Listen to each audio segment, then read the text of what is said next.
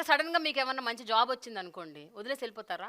ఈ వాలంటీర్‌గా ఉంటున్నారు కదా మీరు, 5,000 జీతం. ఒక మంచి జాబ్ వచ్చింది ఎక్కడో, జీతం ఎక్కువ.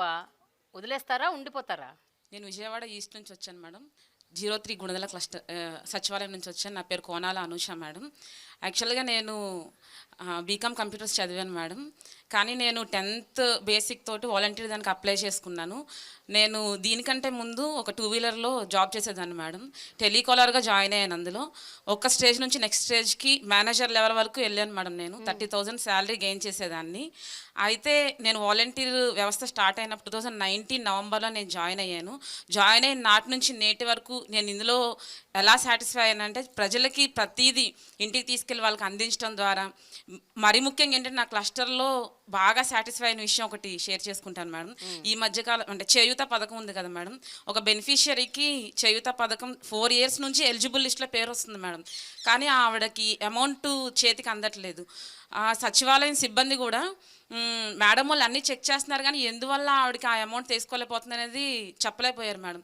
నేను కొంచెం చదువుకున్నాను కాబట్టి నేను అడిగాను మేడం వాళ్ళని, మేడం మీరు బ్యాంక్ అకౌంట్ నెంబరు ఏమైనా చెప్పగలరా అని అడిగినప్పుడు లాస్ట్ 4 digits చెప్పారు మేడం. బ్యాంక్ నేను చెప్పారు మేడం.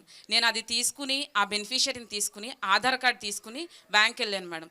ఆవిడ తంబేయించి ఆధార్ ద్వారా వాళ్ళు చెక్ చేసి చెప్పారు. అసలు అది అక్కడ బ్రాంచ్ కానే కాదు ఆవిడది, కానీ ఈ 4 సంవత్సరాల నుంచి పడిన అమౌంట్ ఆ అకౌంట్లో ఉన్నాయి మేడం. అసలు ఆ బెనిఫిషియరీలో ఆనందం చూసినప్పుడు అసలు అది ఎండ్లెస్ అనమాట. నేను మాటల్లో చెప్పలేను. ఆవిడ నన్ను కౌగులించుకుని, యాక్చువల్గా చెప్పాలంటే ఆవిడ ఒంటరి మహిళ మేడం. ఒంటరి మహిళ పెన్షన్కి పెడదామనే టయానికి ఆవిడకి ఏజ్ లిమిట్ సరిపోలేదు. చేయూత చూస్తే ఇలా వచ్చింది. నేను చదువుకున్న చదువు ఇలా నాకు బాగా యూజ్ అయిందని చెప్పి నేను చాలా గర్వంగా చెప్పగలను మేడం. నేను కూడా ఒక పెన్షనర్నే మేడం. యాక్చువల్గా నేను వాలంటీర్కి రాకముందు 2009లో నాకు ఫైర్ యాక్సిడెంట్ అయ్యింది. నా బాడీ అంతా ఫైర్ అయిపోయి హ్యాండ్ కూడా చూపిస్తున్నాను కదా మేడం. నాకు 56% హ్యాండిక్యాప్డ్ ఉంది. ఎట్లా పెన్షన్ పెట్టుకోవాలో కూడా నాకు అసలు తెలియదు. అయితే నేను వాలంటీర్గా జాయిన్ అయిన తర్వాత నేరుగా సదరన్ స్లాట్ బుక్ చేసుకోవడము, ఎవరి దగ్గరికి వెళ్ళి లంచం, 1 రూపాయి కూడా లంచం కట్టుకోకుండా పెన్షన్ పొందుకోవడానికి కూడా నేను చాలా గర్వంగా చెప్పగలుగుతున్నాను. Very good, very good. అయితే అనుష, నా ప్రశ్న ఇంకా అలాగే ఉంది. ఏంటంటే 5,000 కాకుండా పై ఎత్తున చాలా చాలా సంపాదిస్తున్నారు వీళ్ళు. అందుకనే వీళ్ళు ఆ వాలంటీర్ల వ్యవస్థ మీద చాలా అంటే రిలై అవుతున్నారు, పై ఎత్తున చాలా డబ్బులు వస్తున్నాయి అన్న ఒక ఆరోపణ ఉంది. దాన్ని మీరేమంటారు? దాని గురించి మీరేమంటారు? అసలు అలాంటిది ఏమీ లేదు మేడం. మీరు ప్రతి బెనిఫిషియరీని మీరు కాల్ చేసి అడగండి మేడం, పలానా అనూష వాలంటీర్ ఎలా చేసిందని చెప్పి. మేము రూపాయి ఆశించదే చేయట్లేదు, కానీ మా ఆత్మ సంతృప్తి చెందుతుందని చెప్పి 30,000 కాదు మేడం, 50,000 ఇచ్చినా కానీ అబ్బా, మేము ఈ వాలంటీర్ జాబ్ వదలకుండా ఇందులోనే కంటిన్యూ అవుతాం, చాలా గట్టిగా చెప్పగలం madam. Very good Anusha, I'm so happy. Covid టైంలో అలాగే ఈ ప్రకృతి వైపరీత్యాలు ఈ మధ్య అంటే గత ఒక 5 ఏళ్లుగా 2-3 తుఫాన్లు వచ్చాయి, చాలా పెద్ద పెద్ద తుఫాన్లు. కొంతమంది ఆ తుఫాన్ ప్రాంతాలకు చెందిన వాళ్ళు కూడా ఉండుంటారు ఇక్కడ వాలంటీర్లలో. ఈ ప్రకృతి వైపరీత్యాలు వచ్చినప్పుడు మీరు ఎలాంటి సేవలు అందించారండి? అంటే ఒక పక్కన గాలి, వాన, వరద, నీరు వీటన్నిటినీ అధిగమించి మీరు ఇంటింటికి వెళ్ళి వాళ్ళకి సేవలు అన్నది ఎట్లా అందజేశారు? How was it possible? నా పేరు శాంతకుమారి, నేను బాపట్ల జిల్లా నుంచి వచ్చాను మేడం. మాది సూర్యలంక సముద్ర తీరం మేడం. నేను నా తోటి వాలంటీరు ఇంకో ఆమె, మేమందరం కలిసి 2 days మేడం, ఎవరైతే షెల్టర్ ఉంది, తుఫాన్ షెల్టర్ ఉండేది, తుఫాన్ షెల్టర్లో పెట్టేసాం మేడం.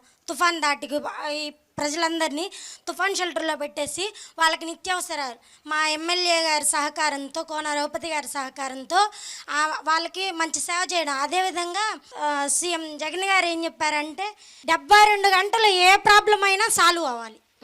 అది ఈ సచివాలయ వ్యవస్థ వచ్చిన తర్వాత తీసుకున్న మొదటిది అనమాట. అయితే మా మా మా నైబర్దే మేడం, చాలా పూరిళ్ళు, పేదవాళ్ళు, వాళ్ళకి నానేవాళ్ళు లేరు, వాళ్ళ ఫ్యామిలీ ఒక్కతే ఒంటరిది. అయితే వాళ్ళు కూలి పని చేసుకుని బతికేవాళ్ళు, వాళ్ళ ఇల్లు కూలిపోయింది మేడం, 2 చిన్నపిల్లల వాళ్ళు.